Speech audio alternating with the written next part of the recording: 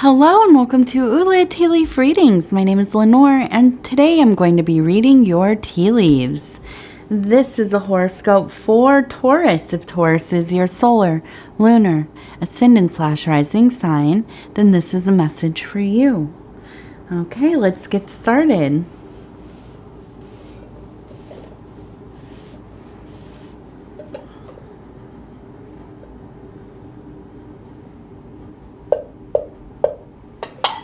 Okay, let's take a look at what we have here today. And so our card is the Queen of Wands. And this is a card of transformation, change, coming into your power, deep emotionality.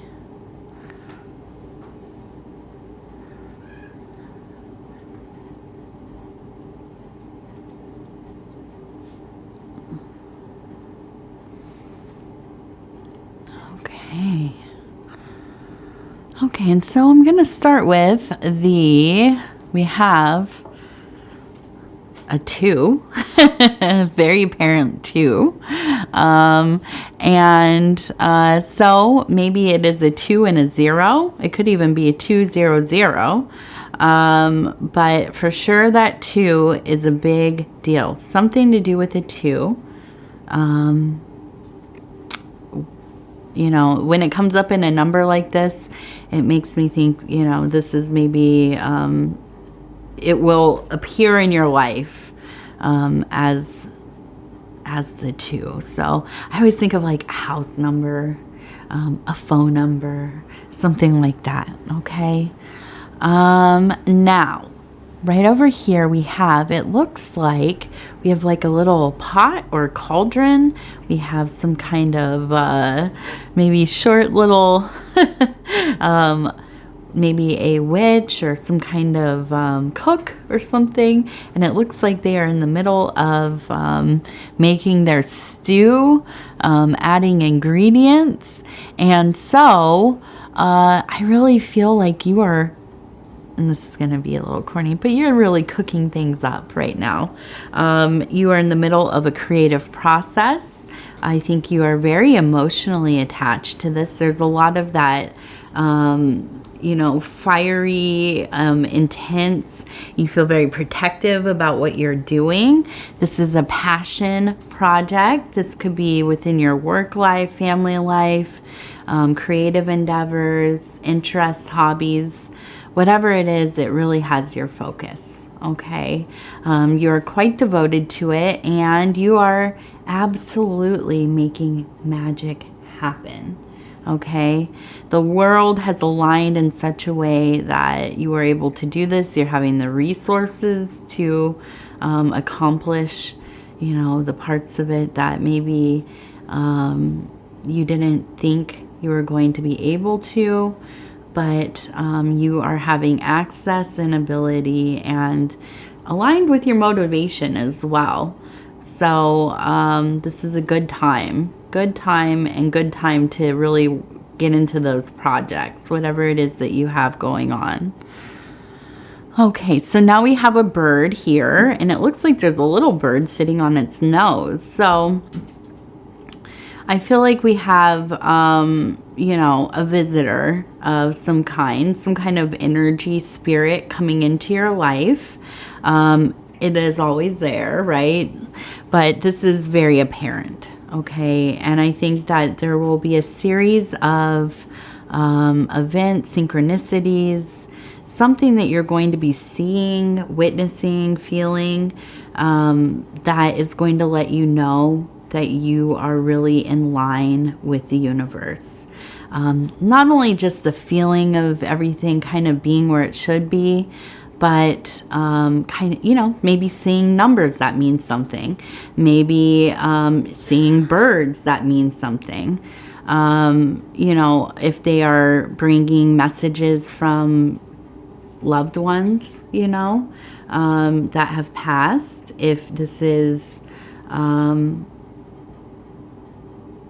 I feel like it's almost like inspiration. Like these are messages from the divine, from spirit, bringing you little tidbits of, you know, yes, you're on the right path, or maybe you should be thinking about this, or, you know, and I don't know about you, but I get a lot of this kind of thing when I am, well, when I'm working on anything, I get into that flow space, cooking, gardening, you know, doing, not so much paint. I always have a lot of, I don't have a lot of confidence in painting, but when I'm doing, and I haven't in years, but when I do collage work or assemblage work, it almost is like the universe is giving me little hints that, oh, maybe you should try this, maybe you should try that. And it feels very meaningful, more so than just regular kind of problem solving. Okay, now we're gonna take a look. We have a person who, right here, there's a person who is holding, and to me it looks like a flower, but it also reminds me of a wand. Like it's kind of a wand with it, maybe, well, that's like stage magic, right? Where the flower comes out of the wand. But what I think of when I'm seeing this is that you are also really in a place of harmony with the universe, but it is allowing you to truly manifest into your emotional spaces, but more importantly, your physical world. And I really think that it's kind of like so potent that you're getting the things that you've really been putting your energy into. So if you're doing like maybe a vision board, dream work, speaking things into manifestation, whatever it is, that whatever your process is, it's really starting to happen. And that feels, well, it feels like magic, right? Because it is. And there's a joy to that, but there's also just kind of this feeling of I could do anything, okay? And this is where things can get a little bit sticky for us, right? We cannot get in our ego, cannot get greedy, right? And we also need to always remember we should not affect other people's path as far as trying to implement things into their life. And this is my own personal tidbit. And listen, maybe you do magic that influences others, sympathetic magic, whatever it is. That's up to you, okay? No judgment.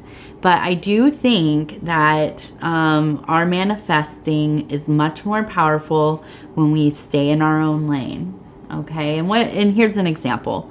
Trying to make somebody fall in love with you, okay? Fully something people try to do. Maybe it works, maybe it doesn't, I don't know. It comes with a lot of baggage, I guess. I mean, a lot of things that could go wrong, right? A lot of weird energy, not good weird. And so, you know, things like this, I don't know. I'm not really with it. But here's the other part that we can do that maybe will actually work. Manifesting within ourselves, implementing within ourselves, wishing for, doing the magic, whatever, within ourselves to have an open heart so that we may receive the love that we want, right? Showing us the path clearly to a place where we can find and receive the love that we want. What are the tasks that we need to do? How do we need to get our mind, body, soul into place so that we can be where we need to be to meet the love, to accept the love, to be the love that we want to be. Okay, this is a lot different than trying to force love on somebody or force somebody to love you. There's nothing romantic about that. There's nothing lasting about that kind of magic or that kind of love magic, in my opinion. Okay, can you do it? Probably. I'm sure. And I'm sure that there are practitioners out there that are really good at doing this kind of thing. And again, no judgment. But, you know, I myself am somebody that if I did something like that, I feel like I would spend the rest of my life wondering, you know, at lamenting, not knowing if somebody came to me by their own will, right? I don't know. That's just me. Now, let's see. Ooh, we have another 2. Okay, so, oh, we have another 2 here. Wow. Okay, so lots of 2s. And also we have a little cherry right here. The cherry very rarely comes up for me, but I feel like it is the ultimate treat. Something beautiful, yummy, wonderful coming into your life. Yes, so it doesn't have to be an actual cherry. Maybe you don't like eating cherries, but when we have the cherry, it's like a little gift from the universe. And I think this comes back from me playing video games in like the 90s or whatever with the little cherries and stuff. But yeah, so I feel like, you know, in this work that you're doing, as things are really coming into a place where you're feeling more confident in your devotion, in your work, in your abilities. You are really making things happen. You know, there's going to be a very apparent payoff. Okay. And I feel like it's going to be a nice treat for you. Okay. And I'm interested if that has happened or is happening. What is it? What is the little treat in your life that is making you feel a little extra happy? Okay, now I was looking at this and I was thinking, is this is it a shovel? Is it an anchor? Okay, I think it's a shovel. And so, again, I think that this is really just going further on, you know, with these powers that you have, with this energy that you have, with this success, blessings, fortune that the universe is really, you know, offering you because of the self-transformation, the evolution you have really been focused on. Do not dig yourself your own hole, okay? You know, use these tools that you have for the betterment of your life, for the betterment of your existence, your process, your, you know, whatever you have going on. Don't get drunk on winning, okay? Because that's easy. It really happens. I mean, it happens to the best of us, you know, and we lose sight of things and it will destroy the work that you've done, okay? Stay focused, stay humble, keep on going, keep on grinding away at that, whatever it is you have going on. It's only going to get better, I think, really. Also, I wonder if you're going on some kind of trip because we have a question mark and a boot. And then I see it looks like a little ship. So I'm wondering if you will be traveling soon, okay? Something coming up where you're thinking about it. I don't know where or why, but it seems to be a question in your mind. Also, I have a T. Did I say that? I don't think so. We have a T. So we have 3 2s, maybe 2 zeros, maybe 200, and then we have 2 different 2s. And then we have a T here. Okay. So I don't know what that all adds up to, but seems important. Now we have, it looks like a dolphin right here, or a fish. I think it's a fish. So definite, and I was like, is this it looks like a fish jumping out of the water. So definitely a place of abundance. Okay. Be mindful of what you're doing with that abundance. The thing with the Queen of Wands is there is that power, that knowing, that wisdom, that transformation. But because it is such a fiery, fiery, fiery place, you could burn down your whole life if you do it, if you get out of control with whatever you're doing. A good, I mean, one of the easiest things is, as an example, okay, so you start making a lot of money, or a good amount of money, right? Feels good. You want to treat yourself to things. Well, then the spending gets out of control, and you don't, and then where you find yourself in a worse place than where you started. Okay. So, this is just an example, but we just have to be careful, mindful, stay in your mindfulness. And, as I like to say, when we start to have really good times, when things become pretty abundant, things are working out in our favor, this is the perfect time to be of service to your community, be of service to your family. Go out of your way to give away some of your energies and time.